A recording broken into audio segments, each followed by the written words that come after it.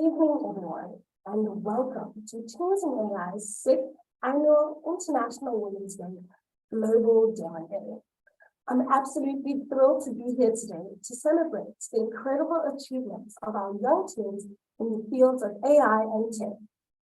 Today, we will be hearing from the 6 teams who made it through the global virtual judging round, and they'll have an opportunity to pitch their ideas in front of our esteemed judges from our corporate partners, Capgemini, Sage, and Societe Generale.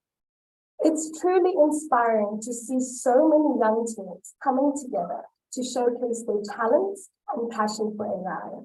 And I have no doubt that we'll be blown away by their innovative ideas and solutions that they're presenting today. These young teams represent the future of tech and AI, and it's an honor to witness their progress and growth. And of course, this wouldn't be possible without our amazing LOs. And tonight, we are honored to have our founder, Elena Sinel, as the host for today's event. Elena is a passionate advocate for diversity and inclusivity in tech and AI, and her work has inspired countless youth around the world. She'll be starting off our agenda by introducing our amazing judges and setting the tone for an amazing and informative event. I encourage everyone to sit back, relax, and enjoy the pictures from our talented teams. And thank you once again for joining us today. Elena, the floor is yours. Fantastic. Thank you so much, Natsika. So everyone, welcome. Super excited to host this Global Demo Day, which is the 6th annual campaign. We are here to celebrate International Women's Day. The theme of this day is Embrace Equity, which is, of course, incredibly important for us at Teens and AI as we aim to build the next generation of technologists, nurture their talent, and really ensure that the next generation of technology is built with equity and responsibility in mind. So Embrace Equity is something that resonates very strongly with our mission here at Teens and AI. So today, as Natsika mentioned, we have 6 top finalists. We usually have 5, but we had a tie and we had to admit an extra team. All teams I know are super excited to present their projects. They have worked very, very hard on their projects, and it only took them 2 or 2.5 days to build what they will be showcasing today. So the campaign took place in February, and every single country location or every single location, and we've had 18 this year, have made an effort to build their projects tackling 3 United Nations Sustainable Development Goals, and that is equality, education, and health and well-being. So we are super excited to listen to all of the pitches today. And of course, with us, as Natsika said, we have the corporate partners who have been supporting our projects for years now. We've got Sage represented here, Capgemini, and Societe Generale. And of course, without this support, we would not be able to bring this program to so many locations around the world. So we are very proud to partner with companies who are aligned with our mission and who know that this is the generation that they will be recruiting from. And we need to make sure that this talent pool is as diverse as we possibly can. And this is very much in line with, again, the theme of this year's International Women's Day, equity, because without equity, without representation, without the voices from all parts of the world, we cannot imagine that technology to be built responsibly with everyone's voices represented. And this is hugely, hugely important.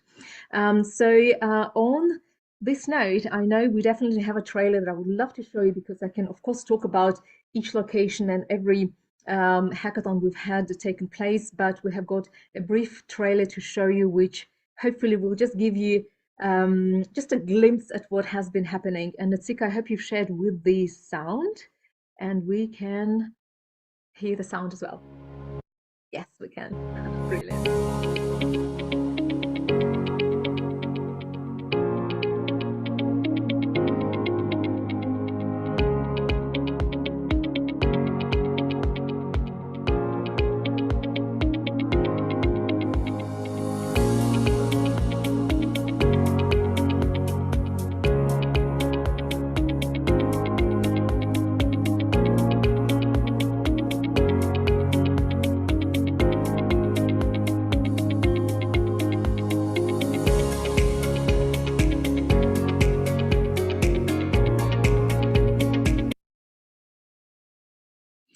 Thank you, Natika. So this is really the moment to celebrate everyone's achievements. And although we only have the top 6 finalists, I can tell you that everyone's projects have been absolutely incredible. And I'm just so proud of everyone's achievements. And I cannot tell you how much effort everyone has put in, and the local organizers on the call and even off the call who are watching this live streamed either on YouTube or LinkedIn. We know how much effort it takes. I have been doing this work for almost 8 years, with my very first hackathon taking place back in 2015. And I know how much effort it takes to put something like this together, and how many people would push back, and the objections you have to handle from teachers who probably don't know what the word hackathon is, and you have to explain to them that nothing to do with hacking. It's just an event where everyone gets together. But I promise you, everyone who participated and everyone on the call, you all are winners, and every single one of you is going to have an incredible future. And I'm saying this because right now we have got so many teenagers who are no longer teenagers, but they are finishing universities, they're joining the industry. It's Selena, who is now with Microsoft, and she was a school dropout because one of her best friends committed a suicide, and school just triggered anxiety, and she couldn't go back to school. So she dropped out, and her parents were so worried. She came as an intern to Teens and AI. In 3 months, she joined an apprenticeship at Microsoft, and right now she's doing some amazing work at Microsoft.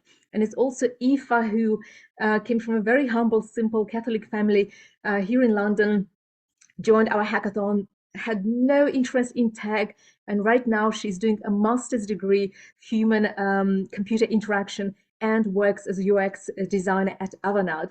And then there is Sarah, who just joined, as a junior data scientist at Expedia Group, and my own co-founder, Chloe, who was Peter here and just transitioned, and another girl in our network of women in our company.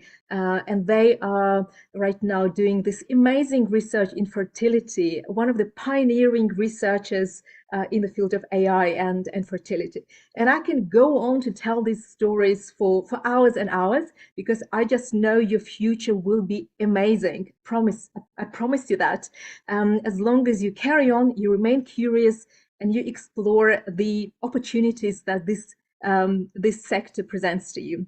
So on this note, and I don't want to delay any further, but we have fantastic judges here on the call with us who are not judges. They are not here to judge you. They are here to ask you questions, offer you some feedback, because you have done incredible work already, but they are still here to help us find the top 3 winners out of the 6 present team. So on this note, I'm going to start with Anne. Perhaps you could introduce yourself briefly and tell us, what are you looking for today?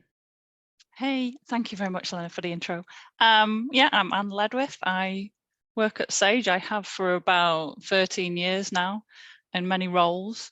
I'm really, really excited to see what everybody's going to present. I'm looking for innovation. I'm looking for I'm looking for something with a good heart, something that solves a real problem for people. That's what I'm looking for today. As I say, really, really excited to see what you guys are gonna present. Thank you. And it's your second time being the judge. It is. Last time blew my mind, so I'm just back again. Amazing. Yes, I will definitely be asking you to take the lead here, and looking forward to what you can tell me, sort of a comparison from last year to this year, because we have made some changes this year based on the feedback we have received from yourself and the other judges, because this year the curriculum was very standard compared to last year, where every local organizer had to find their own speakers and workshops and whatnot. But this year the curriculum was standard. We had the most incredible tech masterclasses that have been pre-recorded, and everybody had to take more or less the same content. So we thought, if it is more or less the same, then the output is guaranteed to be success. So that's kind of was our assumption. So we'll see what will happen. But the curriculum here was a bit different, and looking forward to seeing what your feedback will be when you've listened to the pitches this year. And what about Dina? You're joining us from Capgemini, and I think you're based in Chicago, but originally from Netherlands, as per what you mentioned earlier on.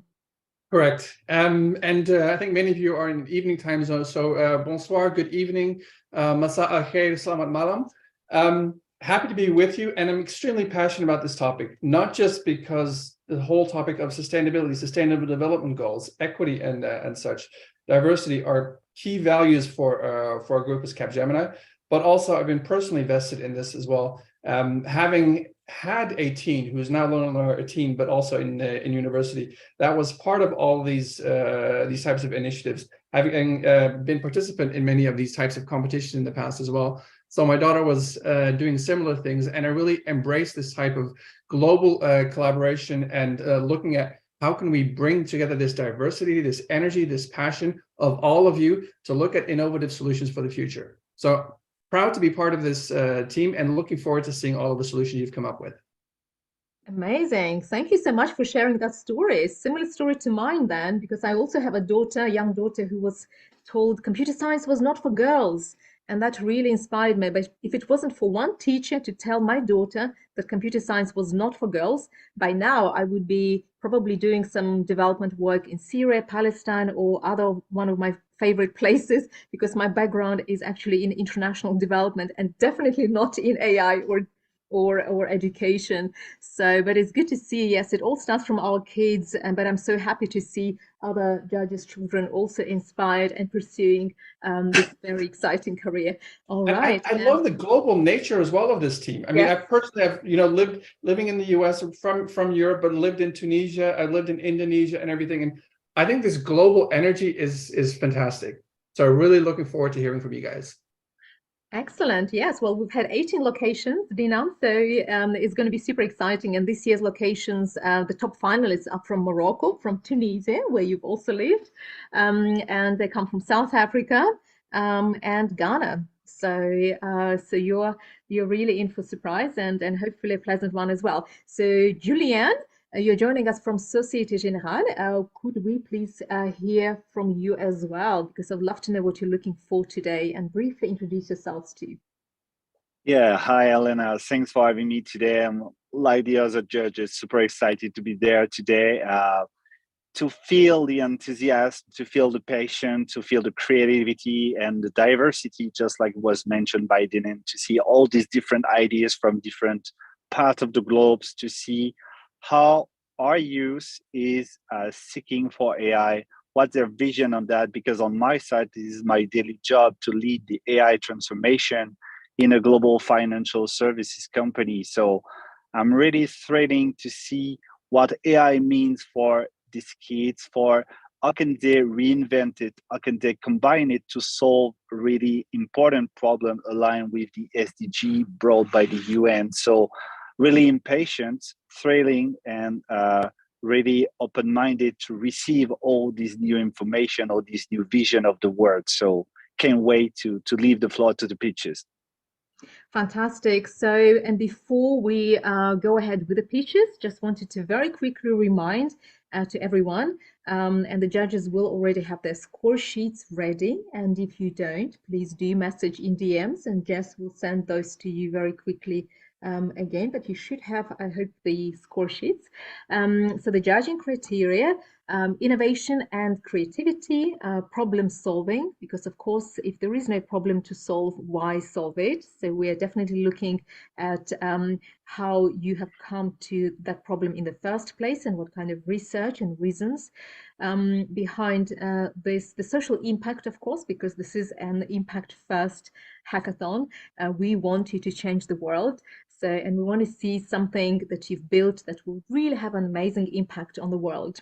And design and technical complexity, of course, this is an AI hackathon, so we would love to see AI used in some form or shape, maybe not in your current ideas you've built the project, or perhaps intuitively in the future, but we would love to see how AI can be used. And of course, ethical considerations. As an AI ethicist, this is a criteria I'm hugely passionate about. So we do talk about responsible AI and equitable AI. And so I want to make sure that you've all mentioned how this is important and what risks could arise and how you would potentially mitigate those risks. So those are the important things that the judges will definitely be looking for. And on this note, Natsika, if the first team is ready, let us perhaps begin. And I'm going to now hand it over to you, Natsika, and you will be calling out all teams. And don't forget, every team only has 3 minutes to pitch and 2 minutes from the judges, the questions that you will receive from the judges. So let's try and stay on track with these times and not run over. So we're giving you an opportunity to pitch like we do in the real world, in real accelerators, and everyone amongst the judges will know what to expect in this 3-minute pitch. So I think I've bought enough time to the first team, right? Natsika, over to you. Thank you so much, Elena. And as just briefly mentioned earlier, the running order, we are first going to have Cab, Fez, Morocco, and coming in second will be Tunisia. They're going to pitch Pivio. And then number 3 is going to be Uja, Morocco, with Sight. Number 4, we have Ben Garir in Morocco, Team Innovators. And then number 5, we have Johannesburg from South Africa, Mindful Meals. And lastly, we're going to have Accra, Ghana, Smile. All right, so just, if you don't mind, just going to share, and I shall mute myself. Good luck, everyone.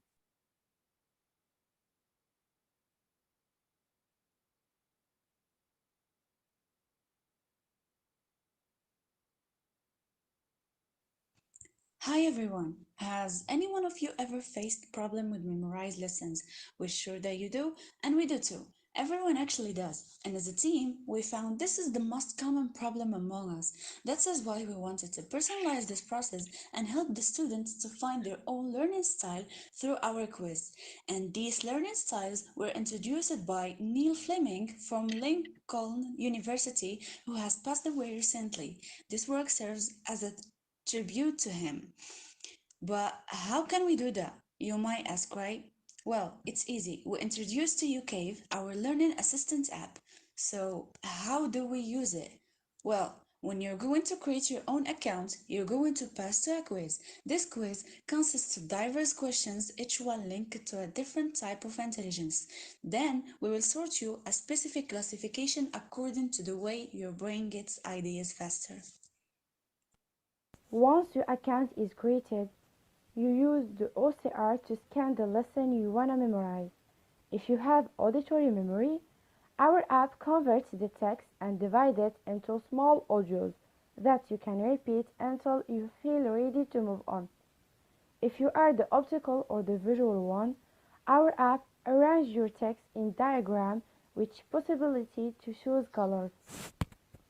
For the kinetic memory is formed from questions answers during a limited duration. Then the app will correct your false answers. Last and least, the app will send motivational notifications on a weekly basis to keep the users engaged.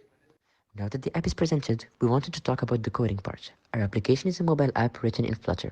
We used various AI tools such as Tesseract OCR for the scanner, and different types of technologies for the 3 main intelligence types. For the auditory one, we used a text-to-audio called WaveNet API. For the visual one, we used topic modeling, which is going to help us deduct the main topics from the scanned texts. And for the kinetic one, we used 3 steps: text-to-audio, audio-to-text, and for the chatbot part, a ChatGPT API. Lastly, we wanted to highlight ethical part of our app. We noticed 3 main problematics. First, for the user's data protection, we wanted to ensure the privacy of the personal information and scanned documents. Then, we wanted to make sure that our app was including diverse backgrounds, which is why we opted for multilingual models. And finally, to ensure the factuality of the presented information, we tried to pick state-of-the-art models. Thank you for following the development of CAV methods. Okay, thank you so much, Kat, for that insightful presentation.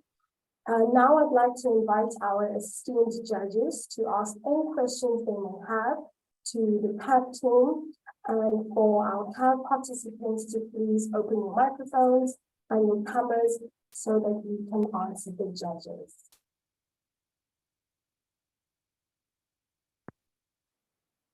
Hi, this is Dinon here. First of all, I think it looks fantastic. Thanks for showing that. Question is, you were showing how you can input several ways. What's the best way of learning for yourself? My question is, will the system then also learn about how you learned in the past? And will it bring together some of the data about how peers in a similar journey are learning as well? So how will the system learn from your past educational experience?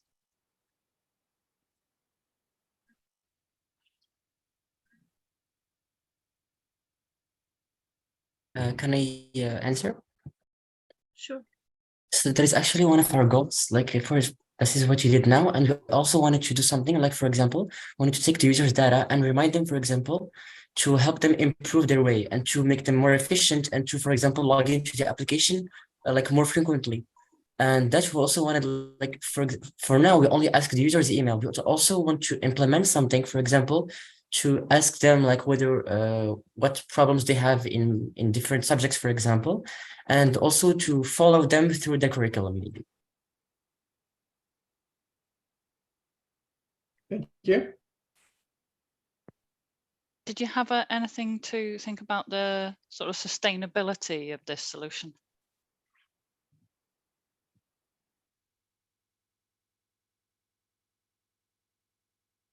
Repeat the question, please. Well, first of all, also, by the way, excellent. I feel like I've just jumped in with the question. What kind of thought process did you go through, and what did you do to sort of make sure that this was a sustainable solution? So as my peer said, Ahlam said during the presentation, our results are all based on the research already done by Mr. Nail. So we know that our the three intelligence types are actual thing, like they are real. And what helped us do that is we tried ourselves to see if these intelligence types are going to help us. And from a personal experience, it did work. And from the studies that were already shown and it is working. That's how we know it's sustainable.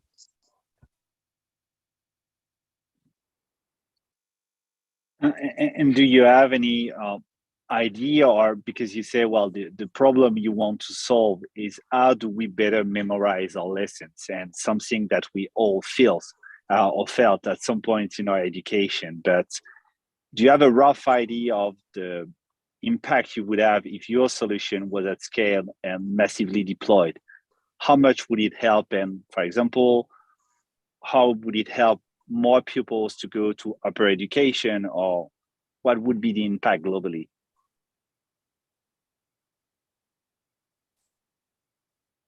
Perhaps we can hear from another team member. Sami? Yes. Perhaps we can listen to Aya or Alam or Hafsa. Could any one of you respond? Can you repeat the question in another way? Yeah, sure. We understand perfectly the general problem that is to memorize lessons. And at some points, we all felt that problem in our curriculum. But do you have any figures or any quantification of the global impact if your solution was massively adopted? Which kind of benefit would it bring globally to all different countries? Improvement in upper education, for example? Our application is if Lazyton is supposed to help everyone, no matter their age. You can use it for any type of lessons. And also it's gonna help everyone like better their studies.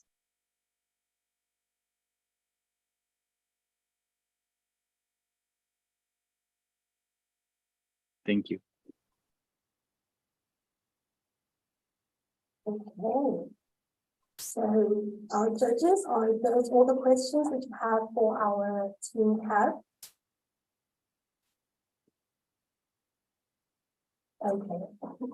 All right, then coming up next is our team from Tunisia, Pivio. Well done, Have.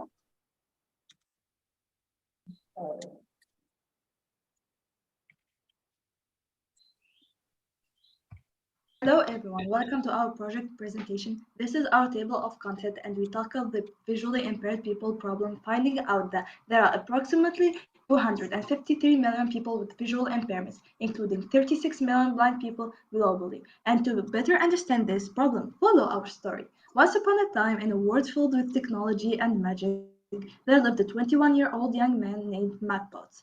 Despite being visually impaired, Mac was a determined student who excelled in computer science and jewelry making. He was always searching for new and innovative technologies that could help him and teens around him. One day, Mac stumbled upon Percivio, a magical necklace designed specially for the individuals with visual impairments that promised to help them see the world in a whole new way, clearer and more vibrant way.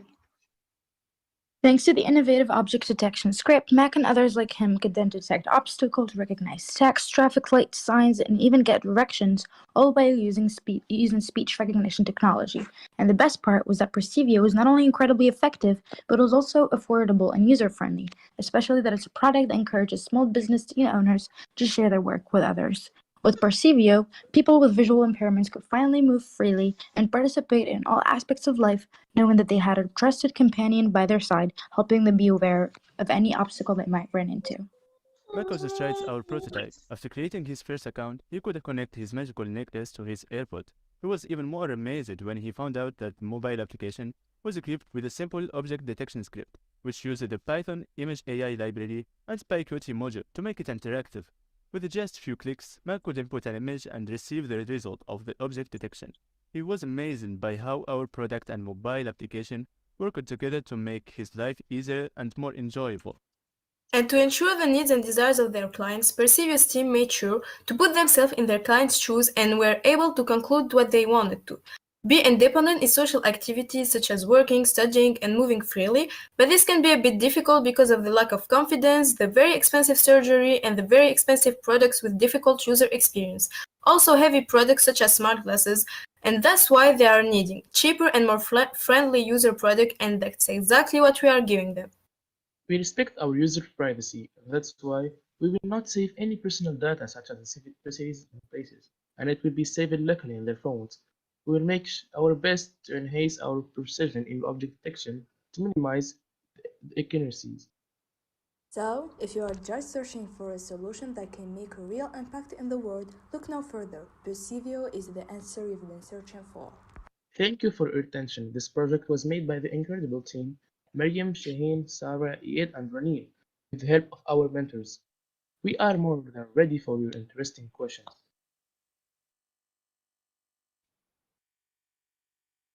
Another amazing project. I want to make sure the judges have recorded the scores for the previous team as well. Fantastic. And I think the team is ready for your questions.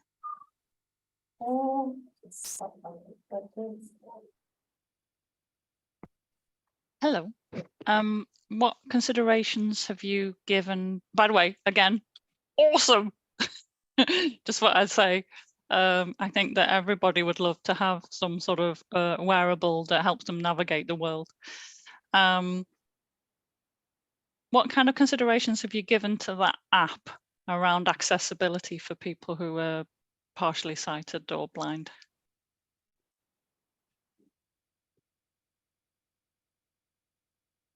Can you please repeat the question?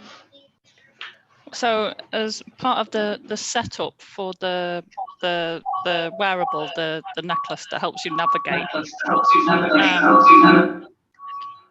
Oh dear, infinite me. No one wants that. No one wants that.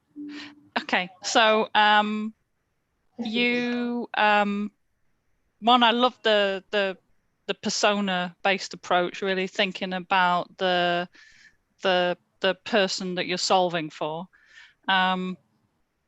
I was just a little bit interested in the app showing how you get the wearable set up, and obviously there's a lot of UI, so user interface. So what process did you go through? What thought have you given to making that as accessible as possible for your given market, people who can't see or who are partially sighted? Thank you.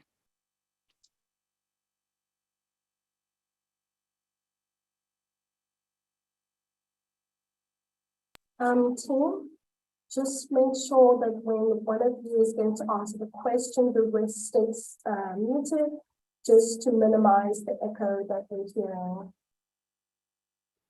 Yes, we are having some technical issues, please. Sorry. Okay. So what you're asking is how this whole thing works, so how it's accessible for visually impaired people, is that right? Yeah, exactly. So I get the necklace, and that's cool. Yeah. It's the app. So how to set it up in the first place. So the first thing first, why we chose a necklace instead of, well, typically people would think of glasses when you think of visually impaired people. So we thought, why we thought of a necklace, it's because we think it's more practical because first of all, it can be waterproof. Second of all, like when you move forward, this necklace is going to be able to see everything, and like glasses, for example, when you turn around, for example, when a person is distracted by certain noise, the head will be turning, but the body won't be. So the necklace will be attached to the body because the obstacle is going to be directed to the body, not the face. So it's going to be able to see, unlike glasses. So we thought it's just a better solution for that. And it could look fabulous as well. Yeah, and yeah, well, yeah, of course, that.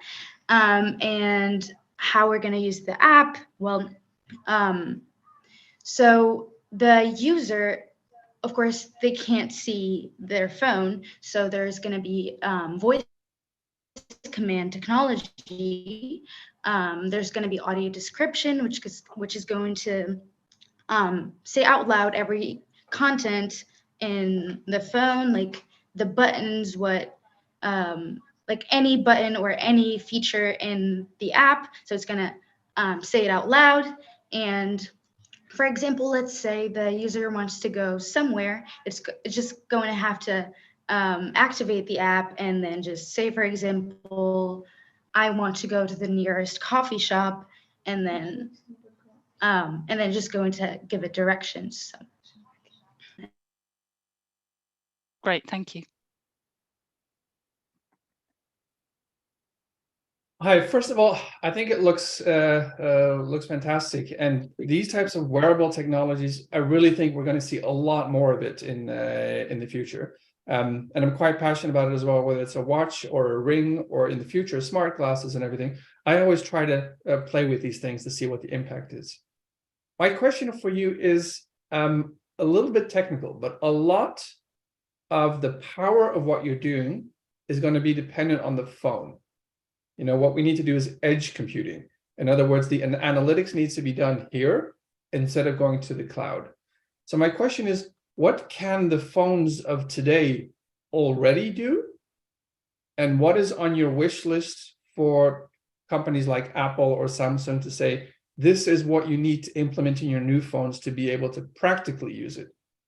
Because it needs to go fast. If the analytics says there's a bus in front of you and it's 1 second too late, that's not so good. So it needs to be quite fast and rely on powerful phones. So first of all, we will not use the object detection feature inside the phone. It will be inside the necklace. We will make first. We will experiment that with NVIDIA Jetson board. I think it's good for our project, and then we'll try to make our custom board our needs.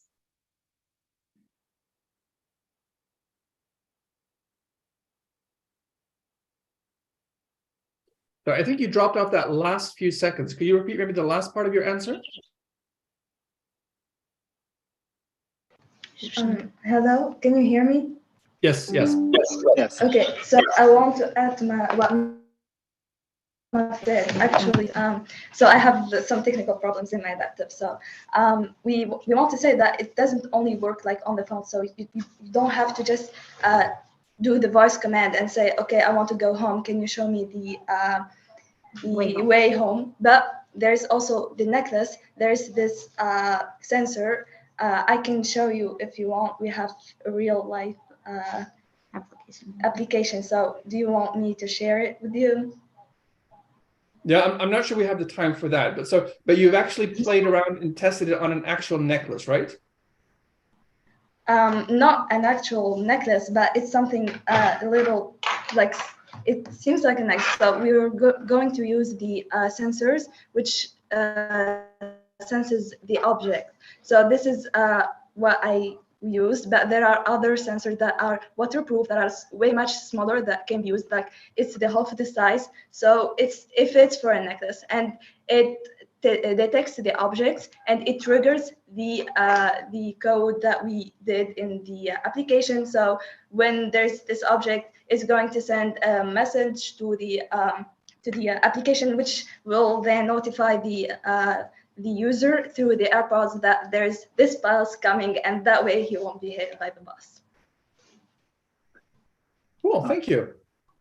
Maybe if I can, because I have a similar remark to the one of Dinand. First, thank you all, because the idea is great, the problem is great, the persona is great, really a real true storytelling capability. Thanks for that. It was very clear what you want to bring.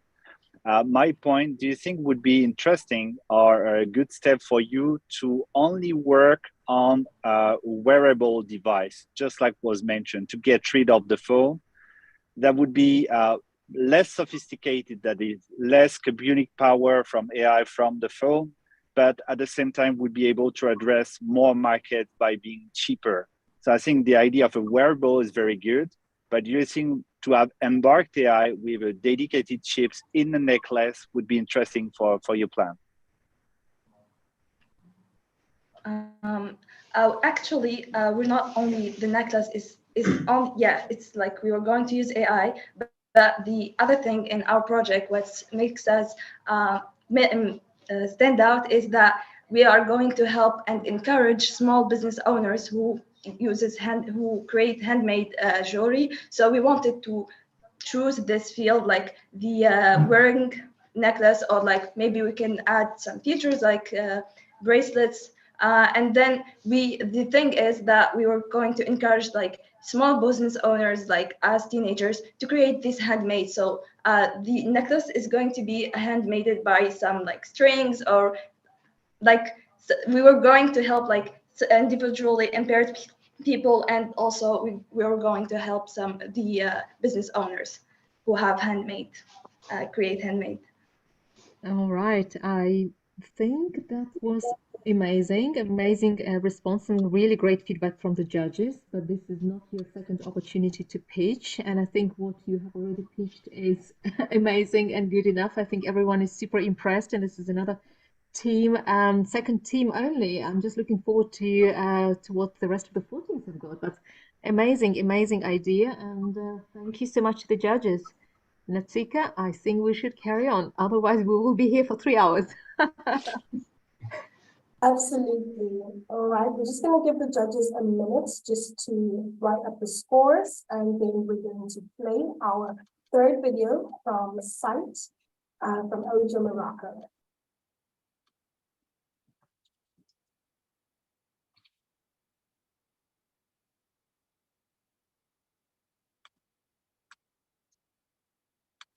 Sight was always the major sense to humans. Perfect. Are our judges ready for the next pitch? Yes. Perfect. I will begin. Sight was always the major sense to humans. In Sumerian mythology, they depicted their gods with normal human bodies, but the eyes were enormous to show that they were always watching. In Egyptian mythology, the Eye of Horus was a symbol representing protection, health, and restoration, but visually impaired individuals were always treated in contempt. This showcases in how philosopher John Locke named educating visually impaired people. He said it was a futile enterprise. So, let's dive into the central core of our idea. There are many visually impaired people in the world, and those around us who face several problems in the practice of their daily lives, such as the problem of not being able to move, or rather to move around in unfamiliar locations, especially without the help of a person. Sighted, this can make it difficult for them to carry out their daily tasks.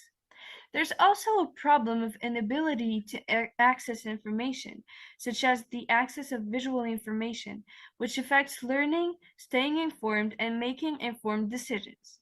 That is why our group decided to use AI to help them. Ladies and gentlemen, I would like to introduce you to an application designed to help the visually impaired community. Sight is a cutting-edge application that harnesses the power of AI to provide a new level of independence and mobility for the visually impaired. With sight, visually impaired individuals can navigate their environment with greater confidence and ease, helping them to live a more fulfilling life. What is sight? Sight is a sophisticated application designed specifically for people who are visually impaired. It leverages the power of artificial intelligence and computer vision to help visually impaired people interact with the world around them, which makes them live more independently and comfortably, and reduce their need for external human interventions. What can sight do? Using the camera on their mobile device, users can photograph objects just by commanding it with voice. The application will use the phone's camera and will use image recognition technology to identify and describe the item. The app also includes a GPS feature that provides voice directions to the user, and also many more extremely astonishing features. All of the following is framed by the vocal assistant that facilitates the usage. First, we have the loading screen. Then we have both the sign in and the create a new account choices. And then we have the two ramifications of the previous choices. And finally, we have the main screen of our app that is shown specifically to smoothen the usage.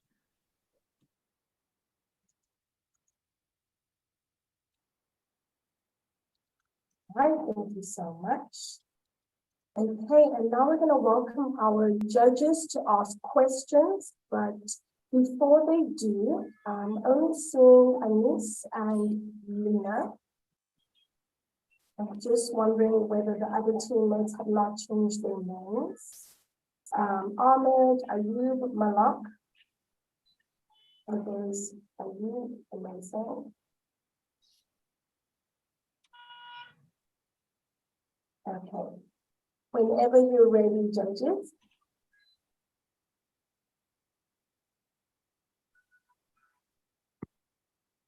Well, again, just to say what a wonderful pitch and wonderful storytelling as well. I thought I really liked the story through the ages leading to now. I'm going to pose the same question, I think, to you guys as I did the last team, which is, how are you going to make sure that that app is accessible to your user base? What features are you going to have to make sure that the app can be used by people who are partially or fully blind? So our main features, as you heard in the presentation previously, are access to information and navigation. And both of them have ramifications that we can use to enhance our application. For example, we could add solfege notes recognition and paintings recognition, which allows the visually impaired to know musical notes in the paper and play them furthermore, recognizing art pieces and their description. And all of this is framed by a vocal assistant that we already code some of it, that is going to get the user through the app and facilitate its users. Cool. So you're using a chat interaction style in order to use the app. Yes. Thank you. Maybe some kind of complementary question on my side. I've tried to work on the voice journey for the user, because we know, just like Anne mentioned, they are visually impaired. So systematically interacting with an app on a phone is complicated. You have the assistant within the phone, but they are sometimes not so well developed. So how do you plan this vocal interaction with your system to make it very easy to use for the visually impaired? For example, when you decide to describe information that is around the user, And that's the experience. I'm not quite clear about it. Do you expect your end user just to pull out his phone and go around him and then he receive the description? How do you see the journey of your user? Okay, so let me give you an example. If a user holds his phone, he can activate a safety mode. It's a mode for our users to stop any unwanted activity of the camera and pictures. And pictures will only be taken by saying previously agreed to words with the vocal assistant.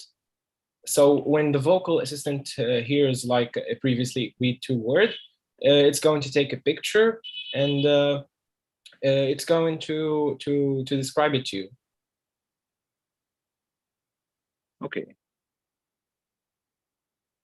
Thanks for that, and super important application and very relevant societally. Several questions. One is, you talk about two types of use cases. One is navigation, the other one is, for example, recognizing images and such.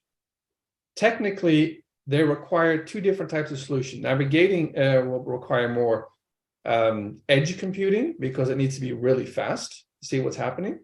Whereas, for example, understanding a picture, it requires more cloud computing because it requires to learn from everything out there in the world. So it'll be more cloud-based.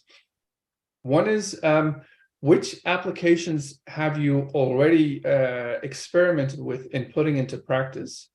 And what is the biggest, I would say, requirement for your users on their phone or in terms of cloud solutions that you use to be able to use it? Okay, so in terms of if we already experienced some application that's similar to this, no, we didn't. And in the navigation part, we're going to just imagine like it's Google Maps. It's similar to the Google Map functions, but like when approaching asphalt, they're going to be warned or something to know that and they're going to be directed to a passage specifically for visually impaired people, if the country actually have that. That's it, I guess. Can you repeat? Didn't answer some questions? So great, understand that part. The second question is for recognizing, so not the navigation, but the other use cases, recognizing certain images and such. Have you perhaps already tried that? You know, there's some of the providers out there like Google, they have Vision AI and they have APIs that you can connect to. Have you already tried using that? And what were your findings with that? Yes, we've seen a OpenAI one. It's a free API. When you take pictures, it describes them to you. And we were planning on either using this API or creating our own model. Cool, thank you. Anis, may I just ask, I think Lena wants to add a comment as well. Perhaps you would like to say something as well. I just want to hear other teams members' voices as well. Thank you. Lena, I think you have something to say. I know you have. Well, I just wanted to add that we're gonna have like a database. I think we already said that, but we're gonna have a database of like images, and that is where we're gonna take the recognition from. Right. Great. Thank you, Okay, team. thank you. Thank you, Lena, for your contribution. Good to hear everyone's voices as well. All right, Natsika, over to you. Thank you, Lena. Thank you so much, Science. And now we're just going to give our judges a minute, and we're switching over to Team Innovators with the product AI Drone. So please make sure that you have changed your name, and also just a reminder that every team member has the opportunity to answer a question. Thank you, Des.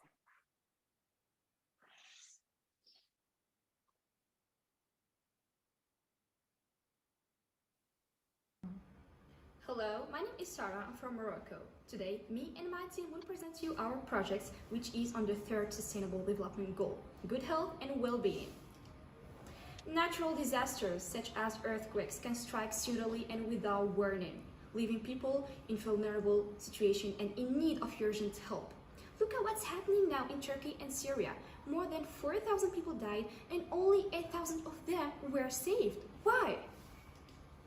It's not only in Turkey and Syria, neither about earthquakes. It is actually about the human losses caused every year by natural disasters, leaving thousands of people in desperate need for help. Can we imagine that people can survive up to more than a week in the rubbles? So why aren't we then able to save the majority? And also, can we imagine how many of the people died only because the rescue operation were late by 1 hour, 30 minutes, or even less? This is where the AI-powered drones can make a huge difference. Our drone is equipped with a range of advanced sensors and technologies that allow to quickly identify areas of greatest need and provide fast and urgent assistance. Our drone is equipped with sensors that gather health data. For example, the heartbeat sensors, which are a technology that detects whether a victim's heart is beating or no under the rubble. Now please take a look at the following demo.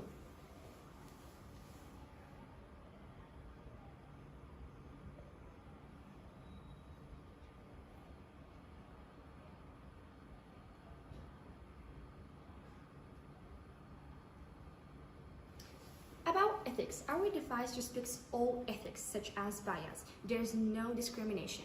Privacy, there's no sensitive data collected. Now we're gonna move to the link to the prototype.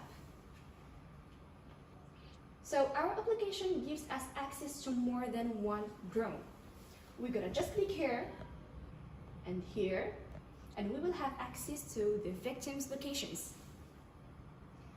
For example, question 1, and we will have all the data collected about them, about their situation, such as temperature, heartbeats, depth, and more.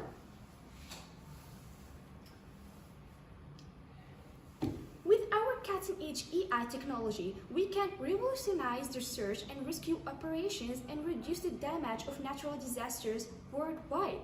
And remember, when disasters strike, our drone take flight. Thanks for your attention.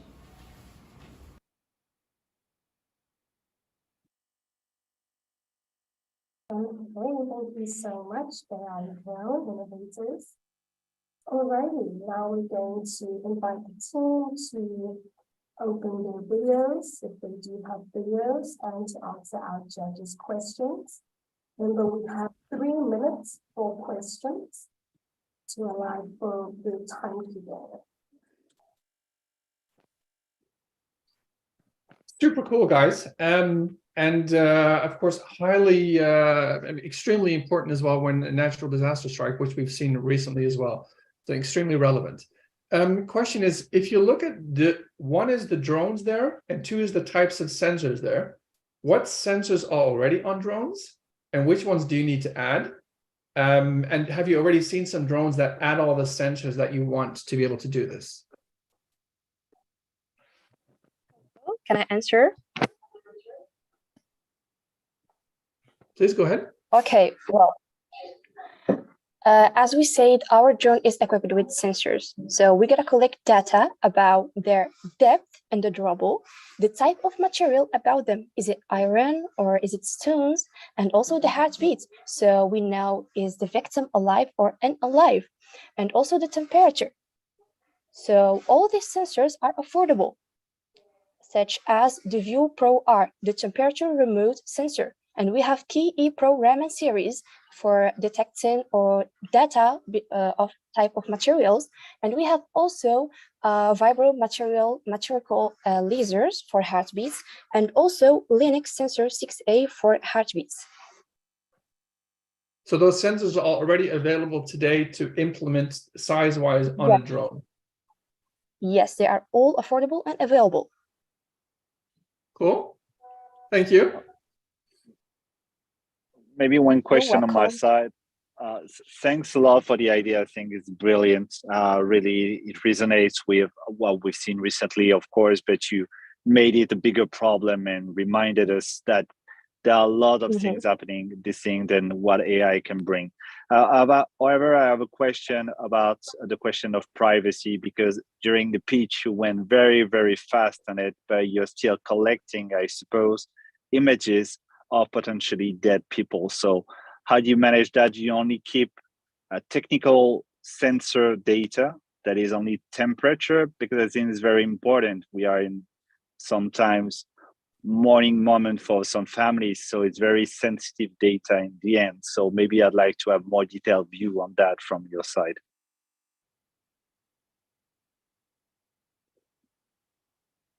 Perhaps one of the other two members would like to come forward and answer that question.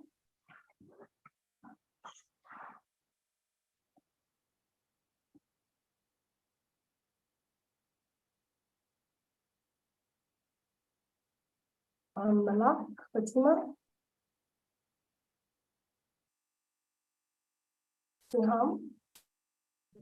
I'm sorry. I just activated the song. Well, there's no images collected, but data will be collected using sensors in real time. And the data collected about temperature or either about images, the pictures collected are by thermal cameras, as those we use in airport. Okay, so if ever we share this data, it's not a big deal. It's not a big problem that will be caused, you know, because our goal is just to save people. About the type of materials, it's not a problem. Okay, if we share this data. What about the heartbeats?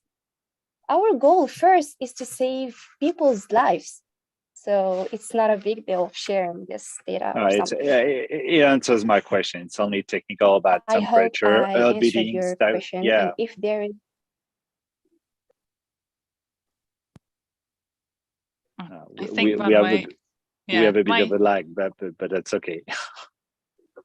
For me, I thought it was absolutely awesome, and I wished it already existed. And for me, is it going to be doing? Do you see it doing any sort of probabilistic? So coming up with a probability of how urgent a particular individual's case might be? Does that make sense? Is it going to do, this person over here really needs to be seen right now and this person over here can wait a little bit? Or is it just going to just pinpoint where people are? The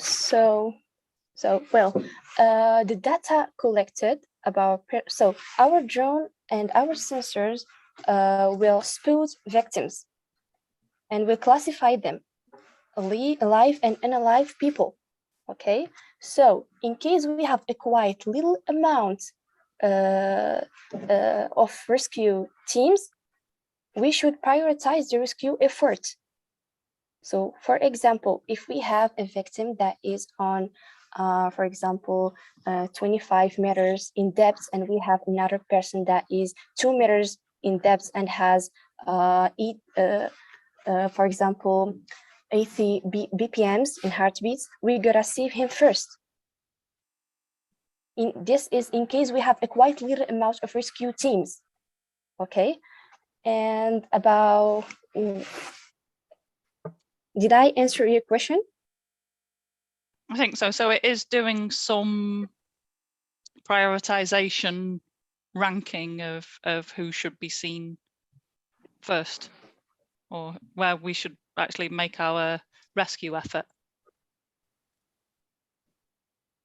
Yeah, I said if we have a quite little amount of rescue teams, we have to prioritize then the rescue effort. This is the case. And this is gonna be by classification based on data, based on their heartbeats, based on depth, based on the type of material and more. Do you see any ethical considerations with that? About discrimination, I don't see that there's a discrimination, because the only case where we should prioritize rescue effort is when we have a quite little amount of rescue teams. And we are thinking logically by prioritizing the rescue effort. We should minimize the rate of these people. Okay. All right. Okay, thank you. Thank you so much, AI Drill. And so just a few minutes or a minute for our judges to quickly write your scores. And then in the meantime, Becca, I know you're going to be sharing your screen for Johannesburg's Mindful Meals. So if you would like to perhaps turn your screen sharing on in the meantime, and then the team members, if you could also just prepare yourselves. Okay. All right, I think our judges are ready. Tech Titans, are you ready? Just, okay, I'm going to spotlight you all.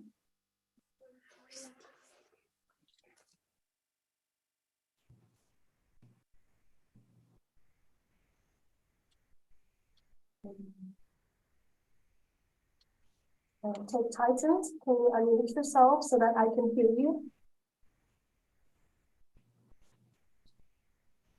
Good evening, judges and everybody. Our South African grade 7s are going to be brave and do this live. May I start the PowerPoint? Yes, you may. Thank you, Becca. You can just let me know if you can hear the audio, please. Okay.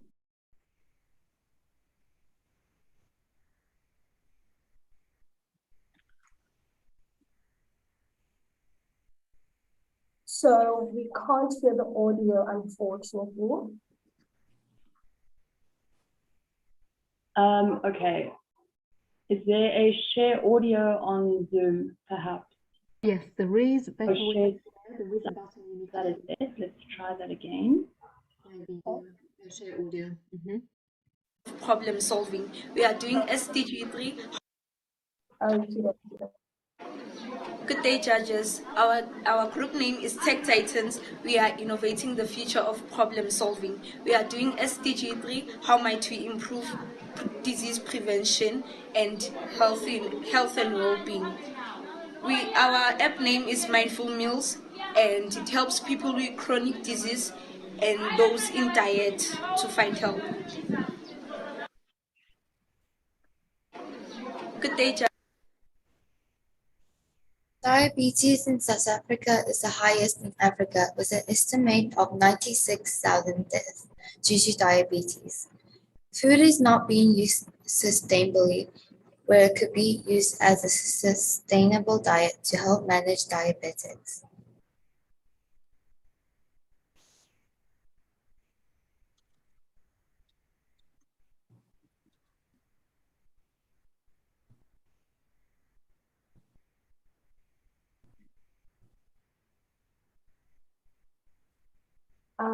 Can the member doing this slide please come forward?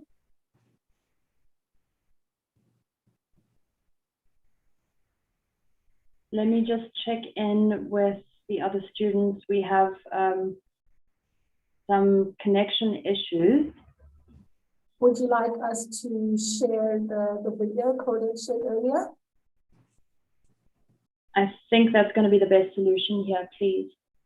Okay, thank you. Sorry about that, Tech Titans, but luckily we have backup. Thank you, Lily. Thank you. Thank you, Becca. Good day, judges. Our group name is Tech Titans. We are innovating the future of problem solving. We are doing SDG3. How might we improve disease prevention and health and well-being? Our app name is Mindful Meals, and it helps people with chronic disease and those in diet to find help. In South Africa is the highest in Africa, with an estimate of 96,000 deaths due to diabetes. Food is not being used sustainably, which could be used as a sustainable diet to help manage diabetes. Solution. We have created a solution, an app that you can talk to over text. It uses analytic AI, and the aim is for everyone affected by diabetes to be more conscious about their conditions. Our idea uses AI and AR to help improve sustainable quality of diet. This solution will reach people who do not have access to Wi-Fi because it is an offline app. This is our layout of the app. The first three are the welcome, the login, and the sign up. Once you have completed our login also has what disease you have, if you're allergic to anything, your age or location. Our next slide is the home page where you can access meals, and the meals take you to a camera where you can take pictures of your cupboard and it will give you recipes that suit your dietary requirements. Next, once you pick which food you want, we'll take you to another camera where you can place your AR buddy, and then it will read to you the instructions of the meal. Then you will finish and use gamification, and it gives you 100 gems that you can use to buy items in the marketplace. And that's basically our layout. Technology used as AI batch learning, object detection, text-to-speech, visual cognitive AI. And our AI ethics are: our data is secure and does not discriminate users. Thank you.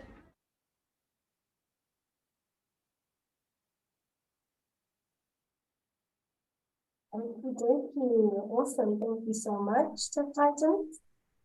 Judges, you have the floor.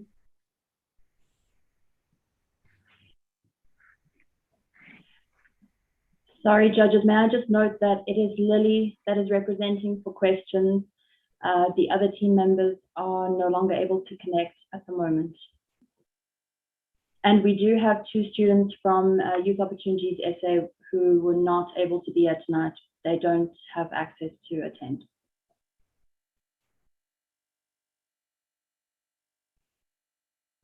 Hey Lily, that was awesome.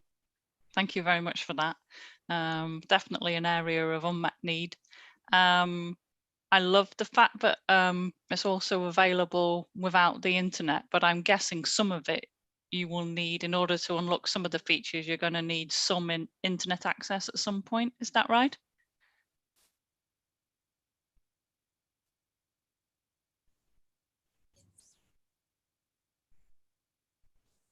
Hi, Lily. Do you mind speaking up? Yes. Perfect.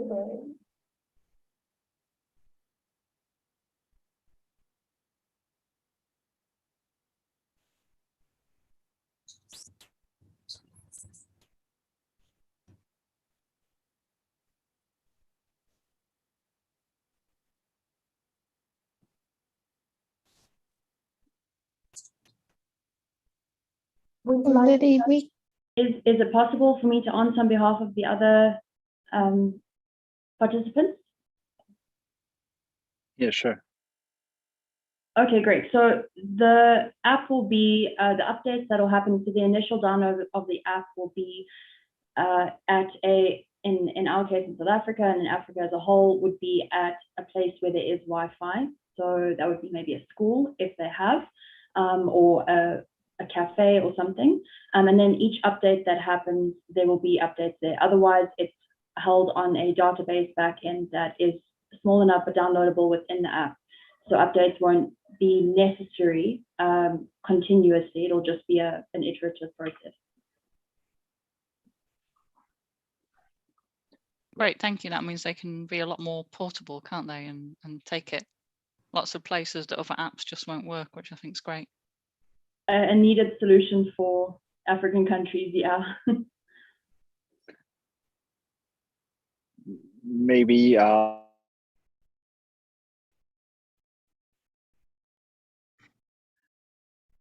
want to do a African solution because I think the problem is global on the continent, but you want to go into making suggestion on preparing a meal, which is something highly cultural. How do you plan to integrate the cultural differences from one country to another regarding meal preparation? Because I think cannot be standardized, and the need in Ghana or Morocco are quite different from the one in South Africa, for example. That is a brilliant question. So the meals that will be suggested, the initial solution is, in our case, is for diabetics. So obviously it would be less sugar. And the sustainability part is that it comes from what people already have in their cupboards, so that there's no wastage of food. And so the suggestions will be multiple, and so they can choose from those suggestions. The suggestions will be coming from ChatGPT, so there's a lot of options. Thank you. Thank you, Becca. Perhaps you feel confident enough to answer the last question, if that's okay? Yeah, so very relevant. And by the way, you see a lot of developments happening there. I read even last week that some tech providers are now looking at measuring glucose, continuous glucose monitors, not just in your skin, but actually with LiDAR scanning and such, or let's say just the sensors in a watch, for example. And these are becoming cheaper and cheaper by the day. So this is definitely a future area.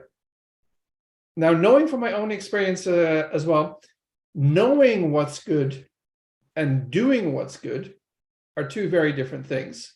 So I know, for example, that chocolate bar isn't good, but I will still sometimes do it and everything. Have you thought as well about in the app, the psychological element is how do we encourage people, not just tell them this is good, but also motivate them to do what's good?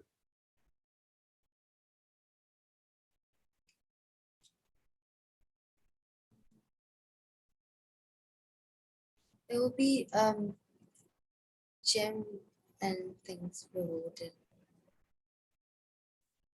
for each meal you complete, and you get gems, and you can redeem the gems to buy. A little bit of gamification in there. You get rewards for doing good. Yeah. Cool. I like it. Thank you.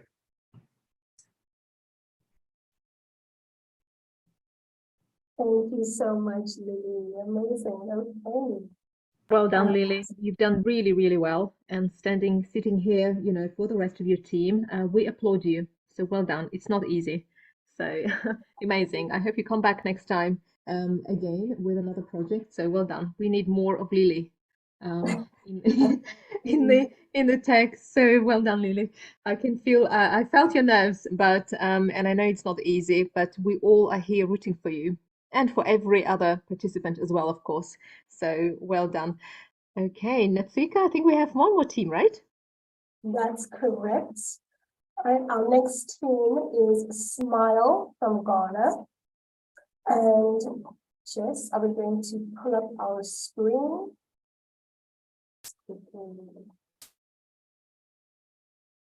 So, perfect. Thank you so much.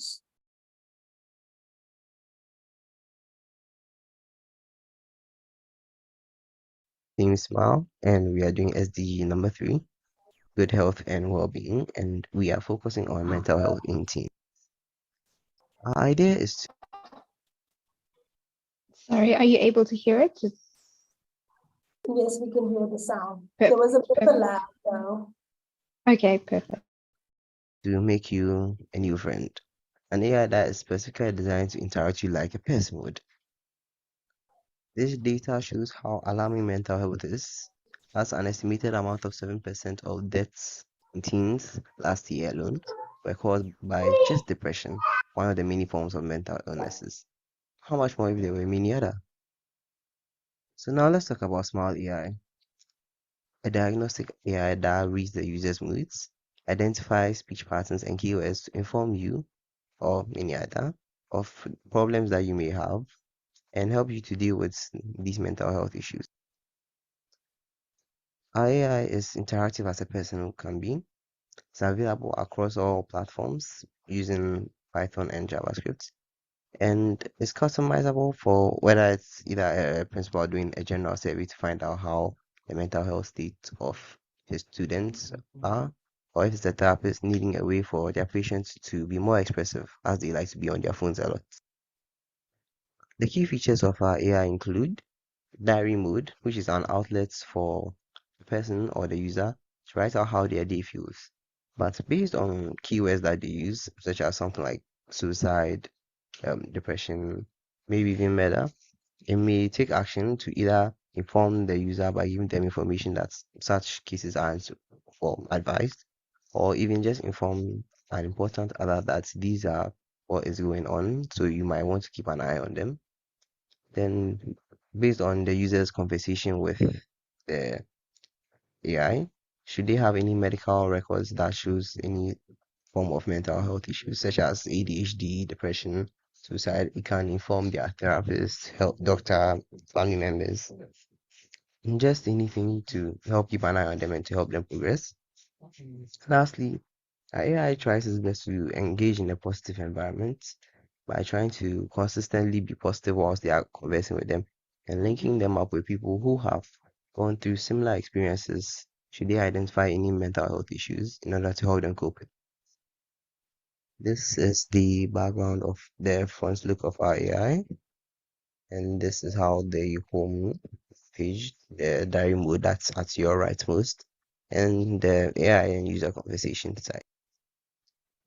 Well, our app was designed to be free and mostly runs on donations, but with a lot of new features that we keep brainstorming here and there, we decided to add them into a premium version for those who want more of our services.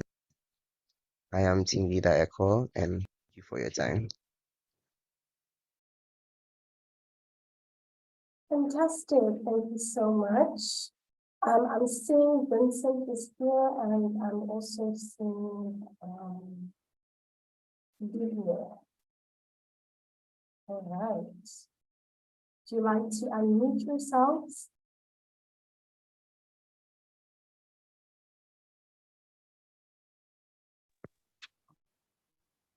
Hi.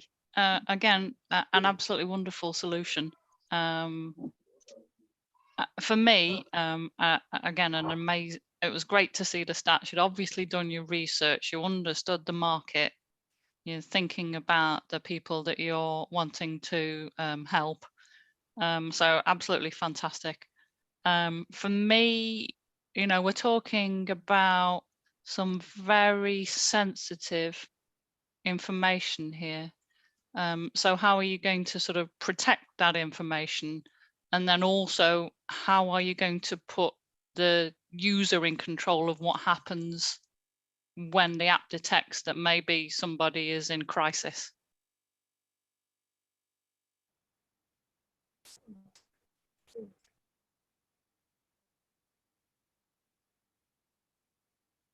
Thank you, here, or Vincent, feel free to unmute yourself and answer Anne's lovely question.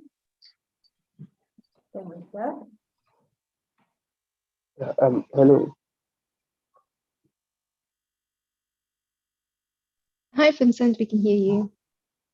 Yes, please. So if I got you well, we are trying to ask that how are we going to actually keep the individual address in check? If I got you right. You cut out a little bit. I was asking, just making sure that their privacy is respected, that we're keeping control of their data, and we're putting them in control of what happens if the app thinks that they are in crisis. Okay. I guess okay. Okay. So the development as time goes on with we developing the AI really well, we are going to actually look at our privacy policies role and then actually put up a very strong privacy policy where users would be assured of their data not going out and then being restricted to only the user. Yeah, that's important. You're not going to, you got to make sure you don't sell it to, I don't know, life insurance companies, which is not at all what this is, not at all what this is about. Maybe just to build on that as well. So I think first of all, mental health is a super important priority, and we've seen that the past few years as well. Where do you store some of this data? And the privacy and ethics are important, because if you listen to everything, one is, do you allow the user to not listen to some things that give the user the control to say, I'm going to turn it off now? And where is the data about everything that's said or written collected? Is it on the device? Is it, let's say, stored somewhere in the cloud? And how do you protect that so that it's only used for the user?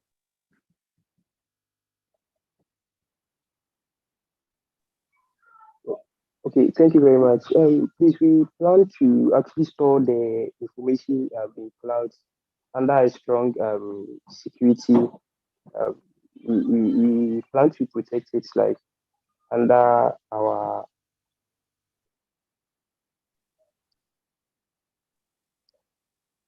we plan to put store it in clouds and then add a very strong security this into it. I think my brother Eko is here. He would actually help out with.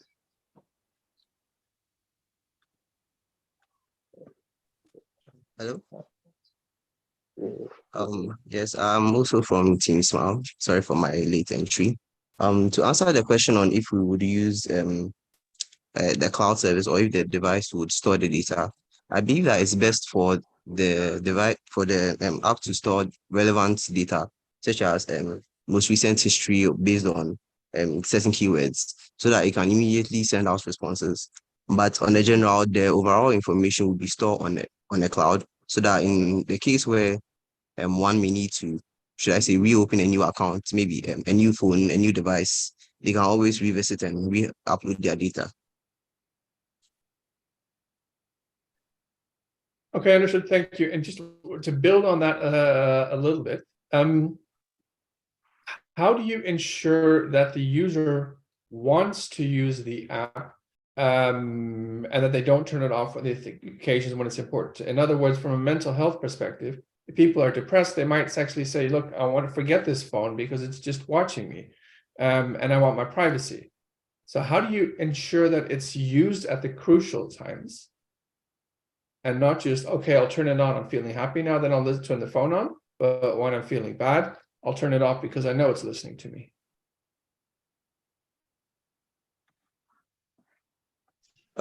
Thank you.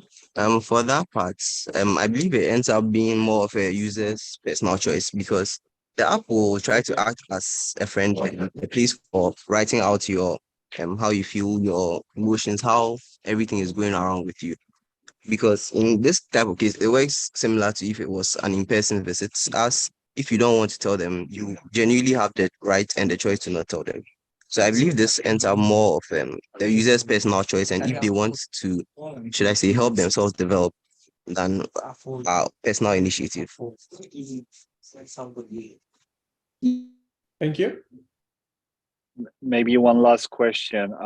Maybe I'm a Gen X old mate, so I'm a bit puzzled with the different journeys you're proposing to your end user of the app, because there are two modes. One is the conversational one, and then you have the diary. As a personal user, I would be very keen to use the diary mode that is very continuous, very intimate, where you can detect, because it's written every day alongside my different moods.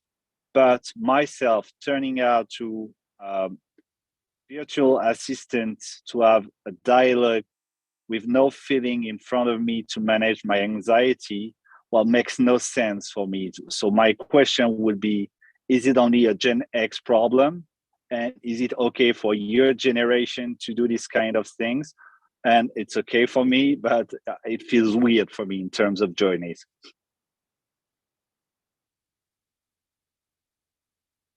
Of experience. Team Smile?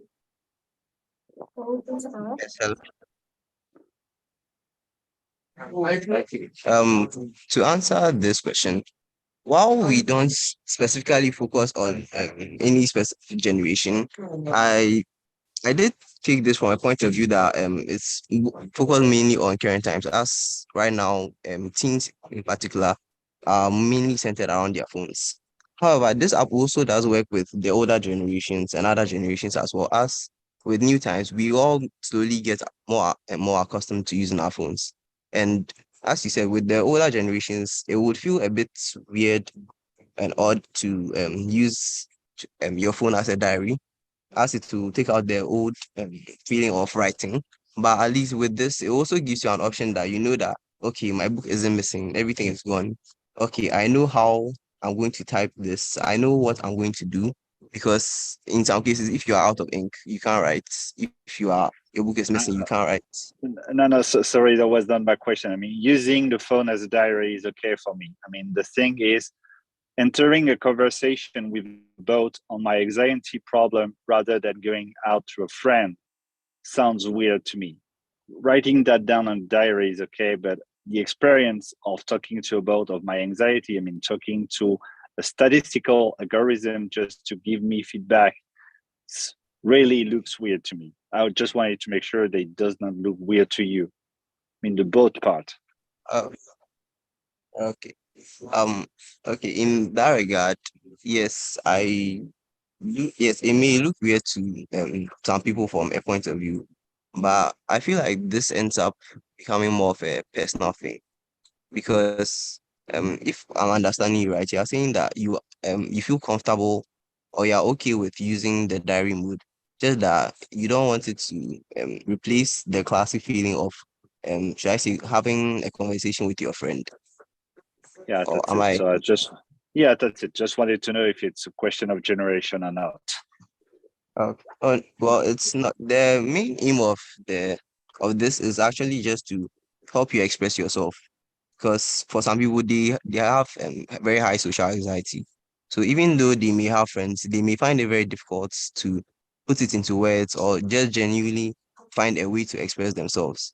With this, at least it starts as a starting point for them to get used to talking more and more about how they feel and how their general life goes around.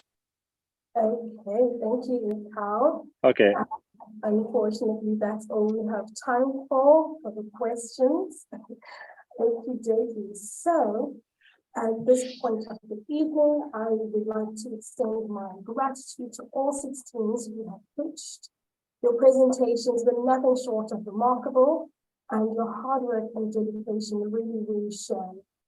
So now, as we move forward to the next stage of the Global Demo Day, I'm going to request that the judges make their way to the judging breakout room, where you will deliberate with my colleagues, Jess and Elena, and decide the winners of the competition. So good luck. I know this is not an easy task, judges, given how high quality the presentations were today. But I'm confident our judges are going to make the right decision based on our criteria. And then for the audience, I'd like to give everyone a well-deserved 5-minute break. So right now it's 35. I'll work on the minutes instead of the hours. And we can come back at 22.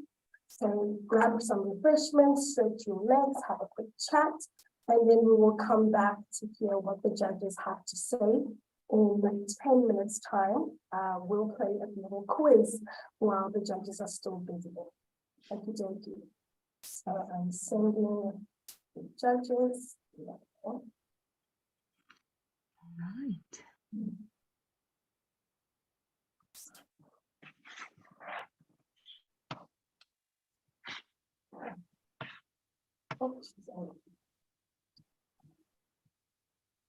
So give me a second, Julian. There we go. Now it's out.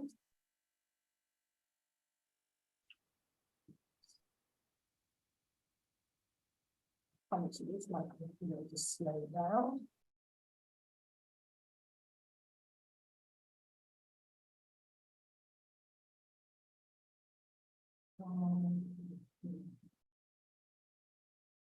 Why hasn't it been? There we go.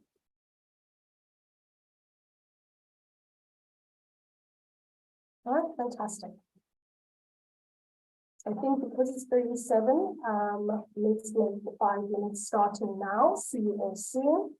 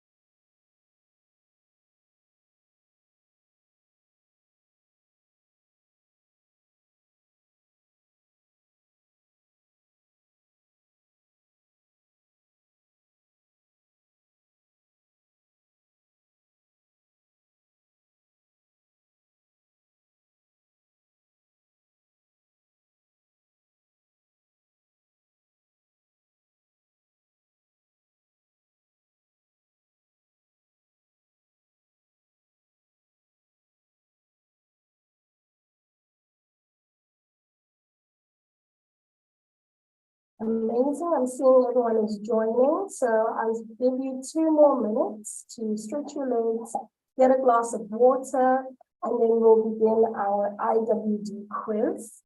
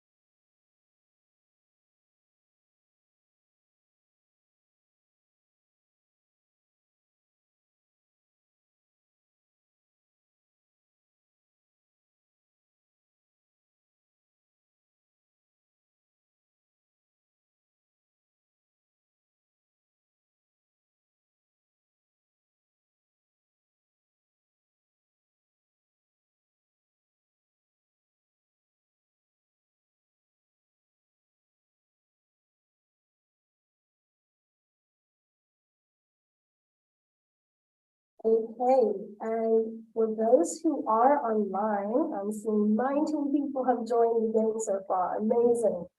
But before we jump into the quiz, which I'm super duper excited for, I would love to introduce you to my colleague, Cheryl, our digital marketing manager here at Tools AI, and she would love to ask some questions about your IWD experience with us. Cheryl, would you like to unmute yourself and chat with the rest of the attendees? Thank you, Ntika. Hello, everybody. Firstly, that was so amazing. I am still so blown away by everybody's presentations and pitches.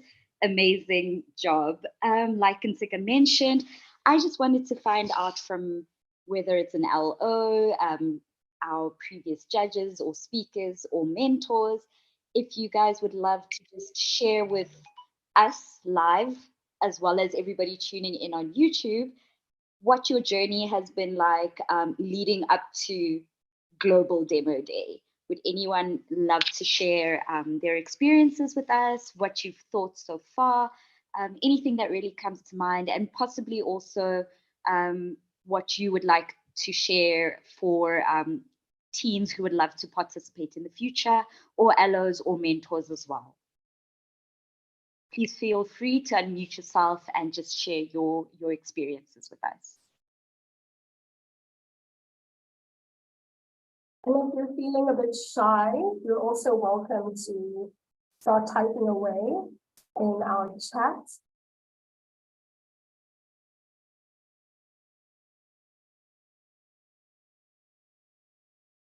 Oh wow, we have 22 people. Okay, we have a raised hand. Ramin. Please go ahead.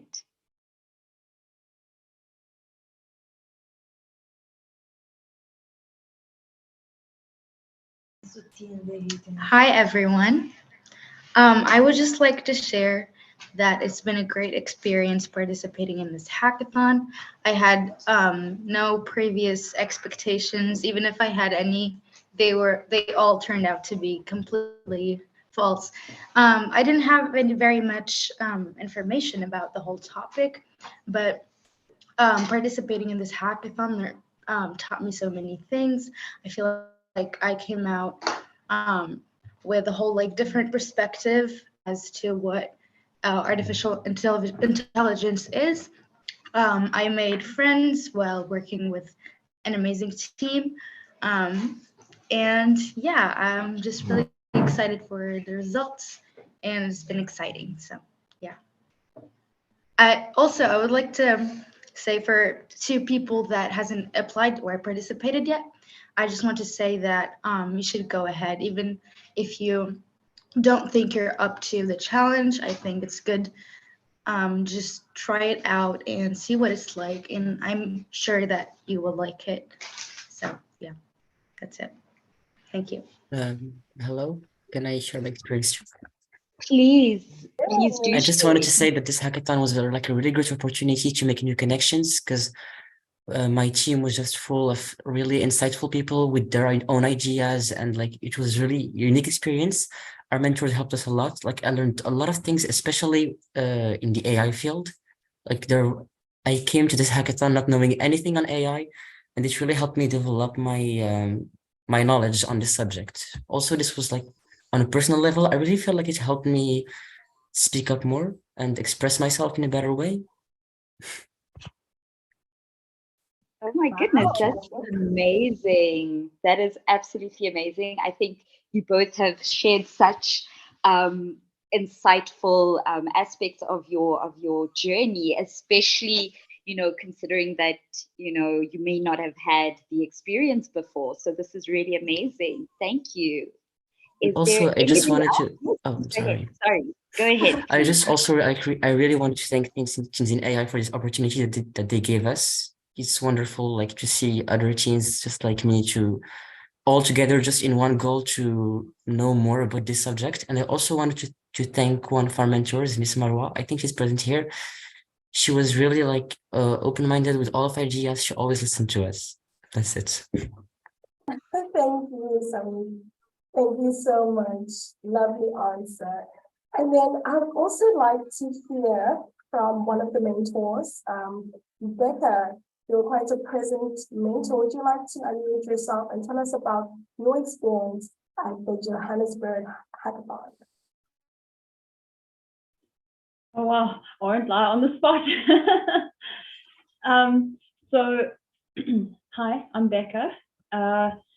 And sure, the experience was incredible. I think working with young minds is a reminder of the fact that we have hope for the future. It's such a beautiful thing to be a part of.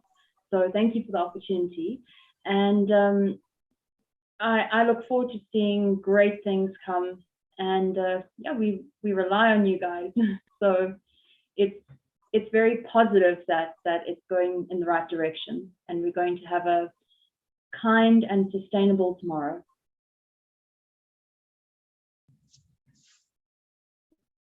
Beautiful. Thank you so much for that. All right, and maybe we can also hear from one of our local organizers. We have quite a few here joining us tonight. I'm seeing Akua, Itra, Marwa, Muhammad. Can I share my experience too? Oh yes, absolutely, Alam. It was a good experience, and I'm grateful to be here with all my team and my mentor, Miss Marwa, and it was a really good experience. It was amazing for me. Awesome. All right. So I'll allow for maybe an extra testimonial before we start our game. No. Okay. Okie dokie. All right, I'm going to start. Is everyone ready on the Global Demo Day quiz? All right, it is starting.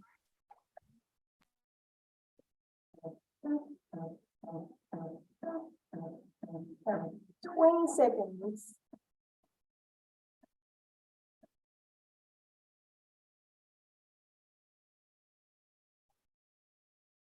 All right, you need to add your responses.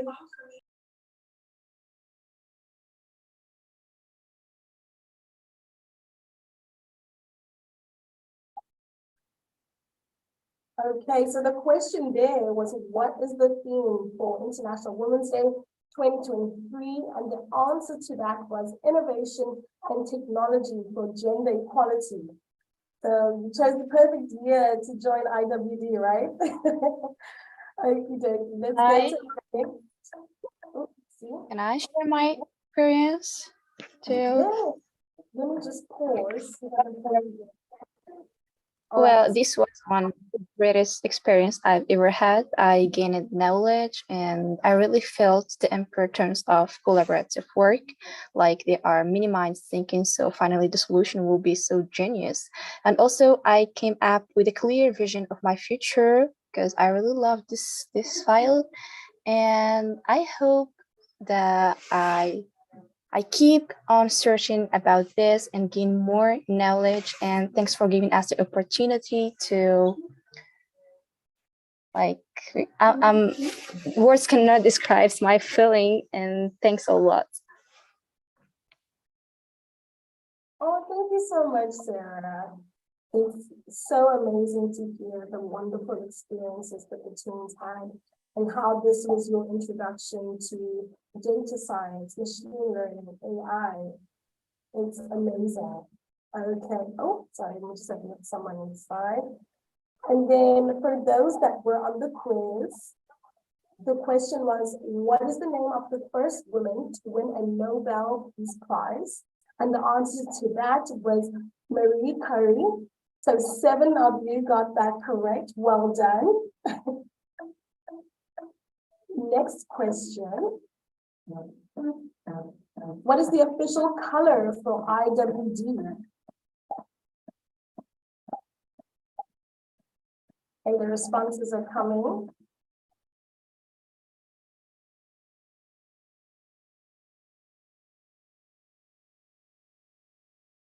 Nice.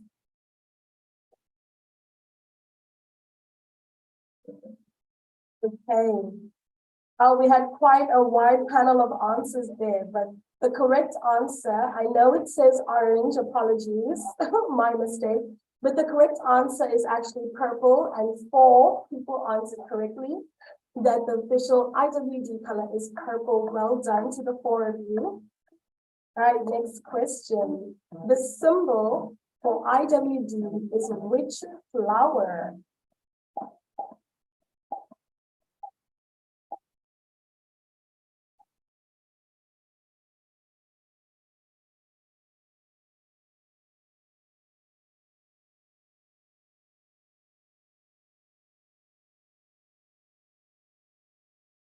All right. So the official flower for IWD is the mimosa. Okay. So we're going to pause over here to invite our judges back. So let me just quickly invite them back. All right. So they should be joining us again. Oh, this is exciting. Cheryl, how are you feeling? Are you feeling excited too? I am just as nervous as probably all the team members are. I'm super nervous, but super excited. So I can't wait till the judges reveal what we all want to hear. Right. Welcome back, judges. Welcome back, Elena and Jess. So I'm just going to quickly continue our recording. All right, and Elena, I shall pass microphone to you. Thank you. All right, well, fantastic to welcome everyone back. It's that nervous but exciting moment in the Global Demo Day when we are here to reveal the results. And as always, of course, with the judges debating and deliberating, deciding on the teams. It's not an easy decision, I can tell you. It never is. And every year we come back to listen to the most incredible, projects, and everyone has been so passionate about the projects that you're all building. And I'm just hugely grateful to all the local organizers, volunteers who have put in so much effort.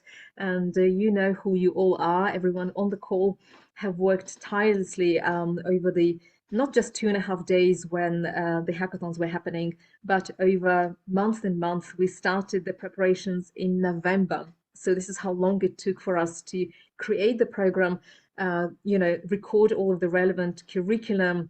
And even I remember I went in October, I think, to Morocco, and I absolutely had no idea that there would be so much interest from Morocco.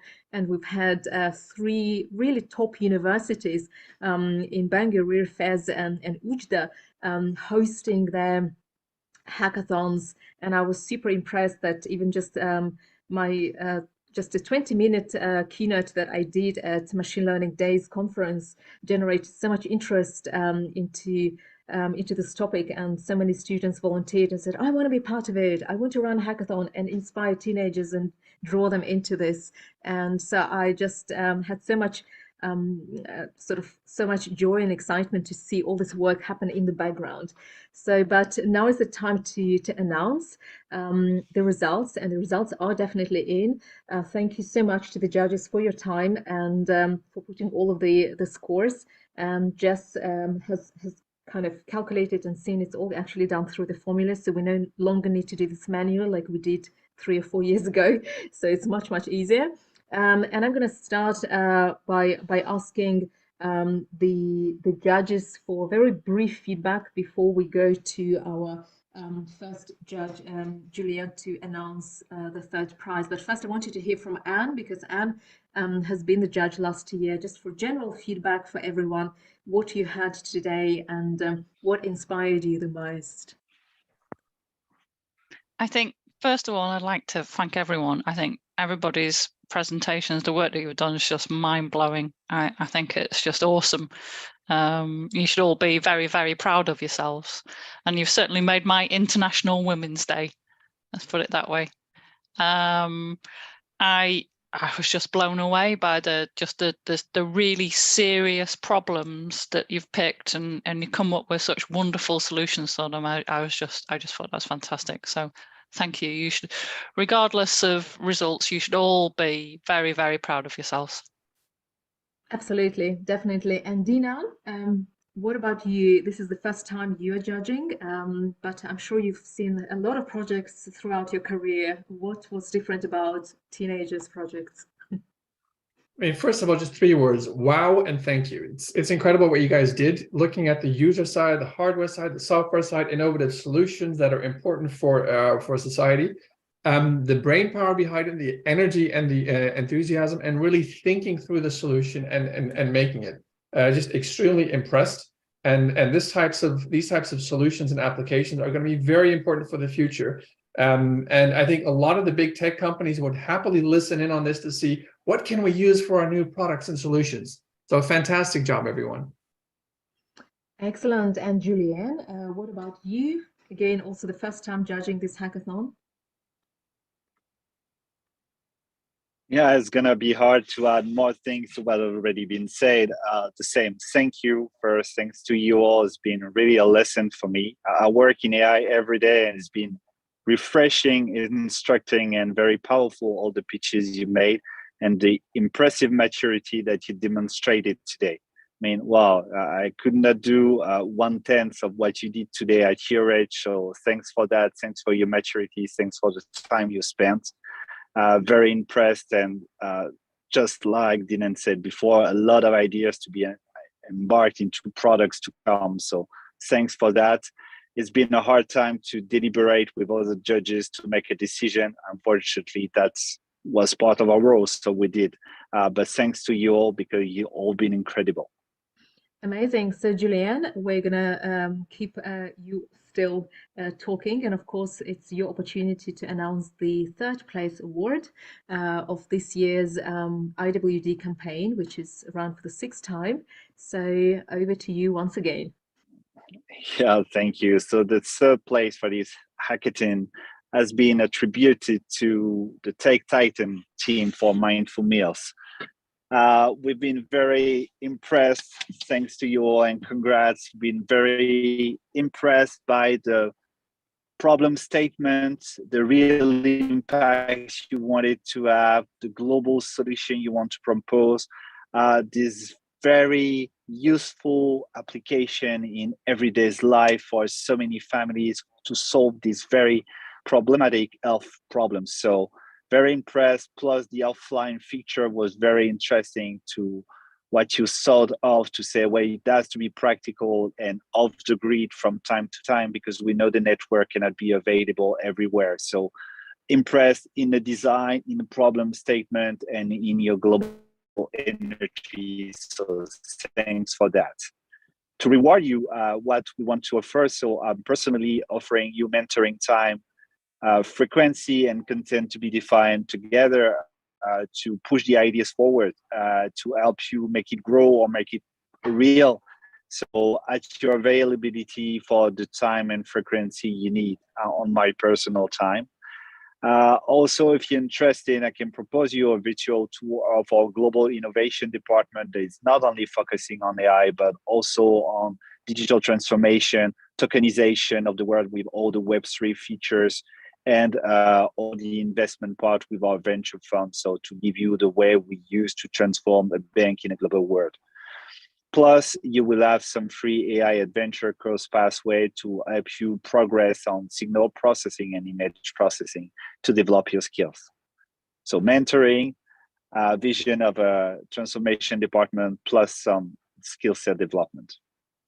Amazing. Well, thank you so much, Julianne.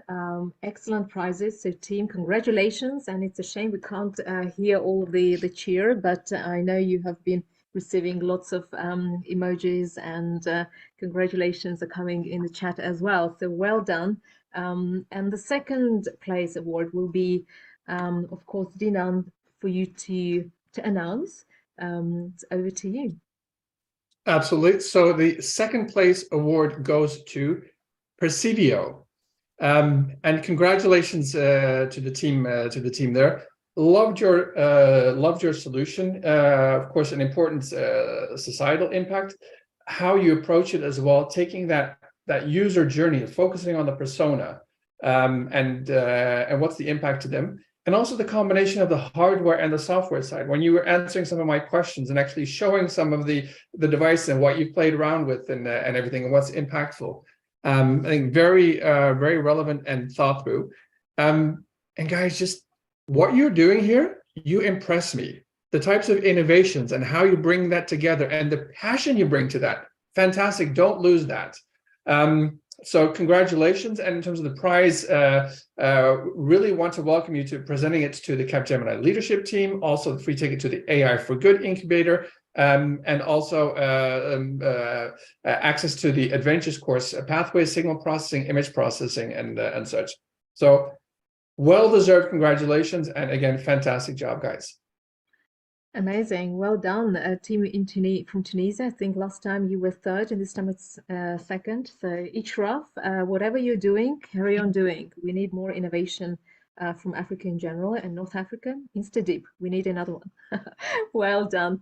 Fantastic. And of course, this is time now to announce the first place. And I would love to do a drum roll, but I just don't know how to on Zoom. I'll attempt to, yeah. Yeah, we're kind of trying, but it's really difficult. But it's time to announce the winners of this campaign, and super excited, something that I think we need right now desperately, right? So Anne, it's over to you. Indeed. So again, just to reiterate that everybody did an amazing job.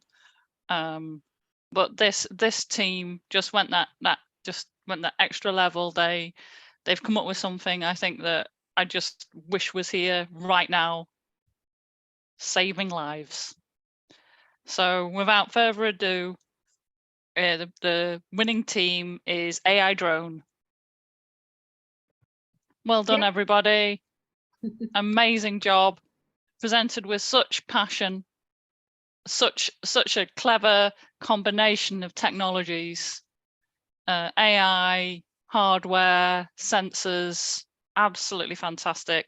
And as I say, just the potential there to save lives when things go really wrong, absolutely amazing. So well done, everyone. What a brilliant presentation. And you will get to do that presentation to the Sage Leader team, including our CTO. Free ticket to AI for Good incubator, and free AI adventure courses, signal processing, image processing. So well deserved. Well done, everyone. An amazing job. I think all teams are the winners. You all know, I always say this every year because I believe you all are. But before we let you all go, I also have one more speaker to announce. We have a closing keynote here, and our speaker is already on the call. So Aruna Patam, who is the Senior Director, AI Analytics and Data Science for APAC. So I would definitely love to welcome you here, Aruna, and listen to your talk. And I hope you have had a chance to catch some of the pitches as well. So congratulations, everyone. I definitely want to make sure the first prize team stays on the call straight after, so that we could ask you some questions and capture your excitement, I guess. And I think Sharol is getting ready for you as well. But Aruna, whenever you are ready, we are ready for you. Hello. Hi, Elena. Thanks. And hello, everyone. It's an absolute pleasure to be here with you as a closing speaker for the International Women's Day Global Hackathon. As we conclude this extraordinary event, I would like to take a moment to reflect on the importance of this day and what it represents. International Women's Day serves as a reminder the crucial role women play in advancing technology and driving positive change to the community. But unfortunately, the statistics is telling a different story. It is said that only 18% of the female authors are represented in AI conferences. Only 1% of females are applying for AI and data science jobs. And globally, only, I think, 1/3 of the STEM students in higher education are females. And this lack of inclusivity and diversity is a huge problem, not only in tech, STEM fields, but also in tech. Now, events such as Teens in AI and Global Hackathon is giving an opportunity to bring technology more closer to everyone and accessible and inclusive. By increasing gender diversity and inclusivity, we are able to bring in more creativity and innovation and help drive a more sustainable and equitable future. Now, today's hackathon is a testament for this. We've seen incredible projects by teen participants across the globe, and also showcasing what women can achieve if we are given an equal opportunity, both in technology and education. It is important that we help nurture the teen talents. And we at Capgemini are absolutely on board with this. We believe in diverse teams, and that diverse teams will bring in more inclusive tech designs, help design AI systems that are less biased and more fair. And our global leaders are also doing an incredible work in this space. They have been inspiring the young talent by sharing their own experiences, mentoring the teen participants by helping them choose the right projects to their sustainable development goals, and also serving as judges. I would like to commend all the participants for your hard work and dedication, not only for just participating in the event, but also working on projects that are pressing issues in the society, such as quality of education, gender equality. I would like to conclude with a word of wisdom, and the word is learning. Learning is a lifelong process, and it is important that you open for new ideas, new perspectives, and new knowledge. Learning is a crucial process in our journey towards a more sustainable and equitable future.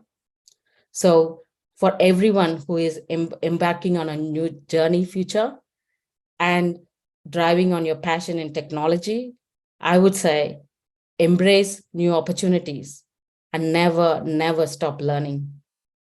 And I once again thank everyone, the participants, the teams in AI team, as well as my colleagues in Capgemini for making this event a grand success. Happy International Day, Women's Day, everyone. Thank you. Fantastic. Thank you so much, Aruna. It's always a pleasure to have you and everyone else really on the call who have been supporting the journeys of our teenagers. So again, from us at Teens in AI, we are very grateful to all the corporates who have supported us, Capgemini, Sage, and Societe Generale, for all of your support, thought leadership, and also mentorship. Your mentors are the ones who inspire our teens, and if we do not see, we are not. So we always say, if you are going to have these role models that you can interact and encounter from a really early age, then they are the ones that will be, to inspire you. If I cannot see, I cannot be. And for us women in particular, this is so important. So thank you so much for nominating your most incredible mentors who were holding our teens' hands. I know this was the case in Johannesburg, and they really loved it. So Sage employees went in person, and I know we've had employees from Capgemini also supporting us in Ghana and other places as well. So hugely grateful to everyone who have pulled their weight. It takes a village to raise a child, they say. For us at Teens in AI, it takes a massive community and so much effort from ourselves. I know our team was awake very late looking at what's been happening in the US hackathon, then across the different time zones. So it's literally was Yeah. 24/7. And we've been working on this campaign since October, November to make this happen. And then, of course, trying to find these really amazing, passionate volunteers like Itraf, like Marwa, like Becca, like Colette, like everyone who has been supporting, like Mohammed, who really struggled to find the girls in Ujda and really, really succeeded eventually. It's really not hard to convince the teachers. This is so needed.